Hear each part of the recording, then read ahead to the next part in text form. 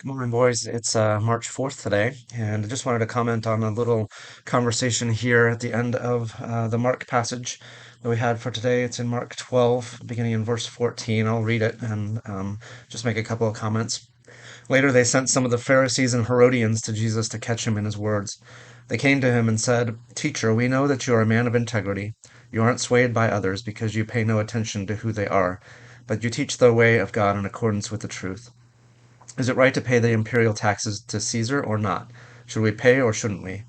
But Jesus knew their hypocrisy. "Why are you trying to trap me?" he asked. "Bring me a denarius and let me look at it."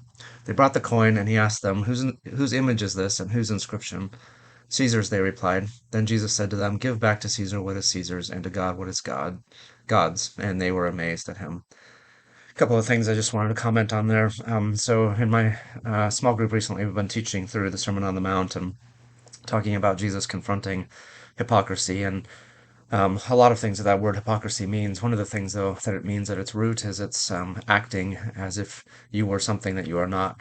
The idea comes from stage actors who would wear masks and pretend to be somebody who they were not. And this is what's going on here, too. They're pretending to be sincere and flattering Jesus, which is always hypocrisy. Flattery is always hypocrisy. It's always acting as if something is true when it is not. It's not portraying your real feelings of what is going on here. So they're wearing a mask and talking to him as if they believe he has integrity and that he is always saying the truth and teaching the way of God in accordance with the truth, it says.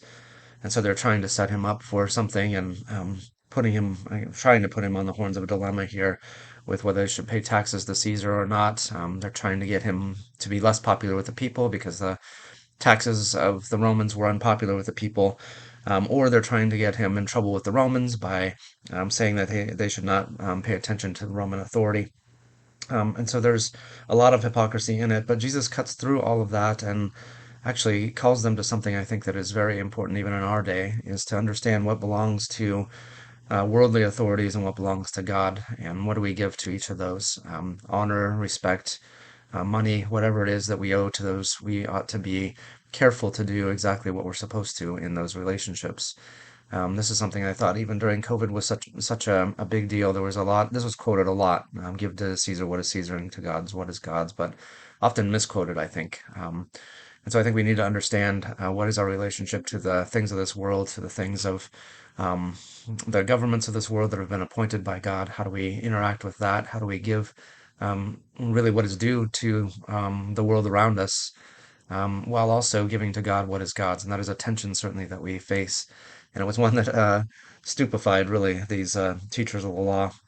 They didn't know how to live in both of those worlds.